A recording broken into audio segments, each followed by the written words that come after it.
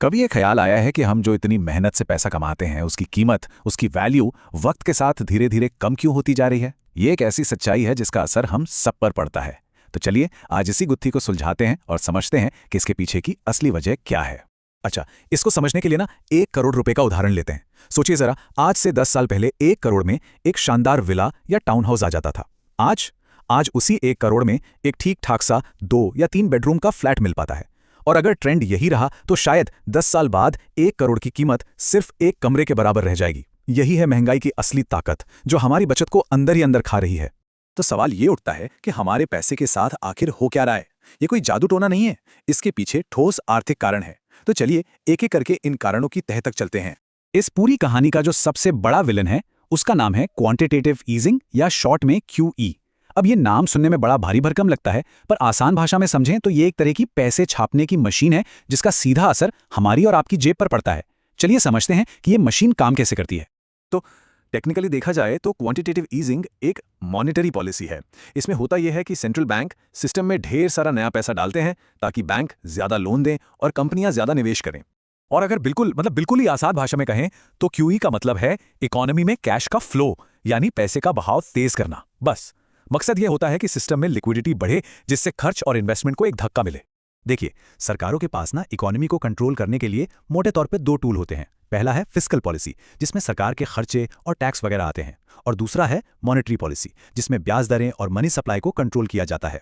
ये जो quantitative easing है, ये इसी मॉनेटरी पॉलिसी का एक बहुत पावरफुल टूल है। चलिए इसको एक बहुत ही सिंपल से उदाहरण से समझते हैं। मान लीजिए एक छोटी सी इकोनॉमी में टोटल सिर्फ 2 रुपए हैं और किसी के पास 100 यूनिट्स की सेविंग्स हैं। अब सरकार QE के जरिए मनी सप्लाई को डबल कर देती है, यानी अब इकोनॉमी में 4 रुपए हैं। तो नतीजा क्या होगा? वो जो 100 यूनिट की सेविंग थी ना, उसकी खरीदने की ताकत अब आधी रह जाएगी। ऐसा क्यों? क्योंकि बाजार में पैसा तो डबल हो गया, लेकिन सामान और सर्विसेज तो उतने ही हैं। अब इस नीति को लेकर अर्थशास्त्रियों के 2 अलग अलग खेमे हैं। एक तरफ हैं केन्जियन स्कूल वाले, जो मानते हैं कि ये बहुत जरूरी है, खासकर जब मंदी या युद्ध जैसा कोई बड़ा संकट आ जाए।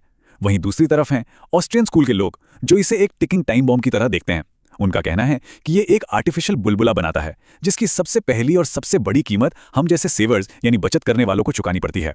और इन सब नीतियों का नतीजा ये हुआ है कि 2008 के आर्थिक संकट के बाद से पूरी दुनिया पर कर्ज का बोझ आसमान छूने लगा है, और ये कर्ज लगातार बढ़ता ही जा रहा है, जो आने वाले वक्त के लिए कोई अच्छा संकेत नहीं है। तो हमने कारण तो समझ लिया क्वांटिटेटिव ईजिंग, पर सवाल यह है कि इसका हम जैसे आम लोगों पर जो पैसा बचाते हैं उन पर सीधा सीधा क्या असर पड़ता है? इसका जवाब है करेंसी डिवैल्यूएशन, मतलब हमारी मुद्रा की, हमारे रुपए की कीमत का घटना। और ये बचत करने वालों के लिए एक सजा की तरह है। अगर हम सिर्फ अमेरिकी डॉलर की ही कहानी देखें तो पिछले 100 सालों में उसकी खरीदने की ताकत बुरी तरह से गिरी है। ये एक कड़वी सच्चाई है कि वक्त के साथ हर करेंसी की परचेजिंग पावर धीरे धीरे कम होती ही है। और हाँ, ये सिर्फ डॉलर की बात नहीं है, दुनिया की लगभग हर करेंसी अपनी वैल्यू खो रही है। बस फर्क इतना है कि कुछ की रफ्तार धीमी है और कुछ की बहुत तेज। मिसाल के तौर पर सिर्फ पिछले 1 साल में ही भारतीय रुपए की कीमत अमेरिकी डॉलर के मुकाबले करीब 8.5% तक गिर गई।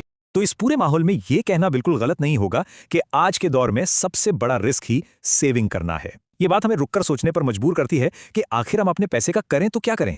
तो अब हमारे सामने एक सीधी सी चॉइस है, या तो हम अपने पैसे को काम पर लगाएं, यानी इन्वेस्ट करें, या फिर उसे चुपचाप महंगाई की भेंट चढ़ते हुए देखते रहें।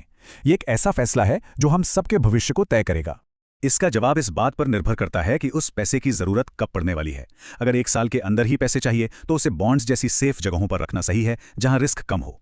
लेकिन अगर नजर लंबी अवधि की है, मतलब 1 साल से ज्यादा की, तो फिर इक्विटी जैसे ग्रोथ देने वाले इंस्ट्रूमेंट्स में इन्वेस्ट करना बेहद जरूरी हो जाता है, ताकि पैसा महंगाई को हरा सके। तो चलिए अब आते हैं एक्शन प्लान पर। बात करते हैं 4 ऐसे नियमों की जो इस महंगाई भरे माहौल में पैसे को बचाने और बढ़ाने दोनों में मदद कर सकते हैं। पहला और शायद सबसे जरूरी नियम, बाजार के उतार चढ़ाव को झेलना सीखना होगा। मतलब जब मार्केट ऊपर भाग रहा हो तो उसके पीछे नहीं भागना है, और जब गिरे तो डरकर बेचना नहीं है। असली समझदारी है गिरावट में खरीदने की हिम्मत रखना। दूसरा नियम है ऐसी जगहों पर पैसा लगाना जहां रियल ग्रोथ मिले। रियल ग्रोथ का मतलब है वो ग्रोथ जो महंगाई और करेंसी की गिरावट दोनों को मात दे सके। इसके लिए भारतीय रुपए में कम से कम 15 से 20% सालाना ग्रोथ का टारगेट रखना ही होगा। ये टेबल देखिए, ये बहुत कुछ साफ कर देती है। EPF या PPF जैसी सरकारी स्कीमें कागज पर भले ही 8% का रिटर्न दिखाएं, लेकिन जब आप महंगाई को भी जोड़ लेते हैं तो असल रिटर्न नेगेटिव हो सकता है, मतलब पैसा बढ़ने की बजाय घट रहा है। वहीं दूसरी तरफ US टेक इंडेक्स जैसे ग्रोथ इंस्ट्रूमेंट्स ने ऐतिहासिक रूप से महंगाई को मात देने वाली रिटर्न्स दिए हैं। तीसरा नियम है वेल्थ को बचाने का, उसे प्रिजर्व करने का। मतलब अपने पोर्टफोलियो का करीब 20 से 30% हिस्सा जमीन, सोना या अच्छी रियल एस्टेट जैसी चीजों में लगाना चाहिए जो अपनी वैल्यू बनाए रखती हैं। ये आपके ग्रोथ वाले निवेशों को एक मजबूत सहारा देता है। तो एक अच्छा लॉन्ग टर्म पोर्टफोलियो कुछ ऐसा दिखेगा। करीब 70% हिस्सा स्टॉक्स जैसे ग्रोथ एसेट्स में और बाकी का 30% रियल एस्टेट या सोने जैसे वेल्थ प्रिजर्वेशन एसेट्स में। ये ग्रोथ और सुरक्षा का एक बेहतरीन बैलेंस है। और चौथा और आखिरी नियम, जो कि एक बहुत ही स्मार्ट स्ट्रैटेजी है, रूल ऑफ थर्ड्स या तिहाई का नियम। इसमें कुल इन्वेस्टमेंट कैपिटल को 3 बराबर हिस्सों में बांट दिया जाता है। इसका सबसे बड़ा फायदा यह है कि हाथ में हमेशा कुछ कैश रहता है, ताकि जब भी मार्केट में कोई बड़ी गिरावट आए तो उस मौके का फायदा उठाया जा सके। ये चार्ट इस नियम को और भी साफ कर देता है।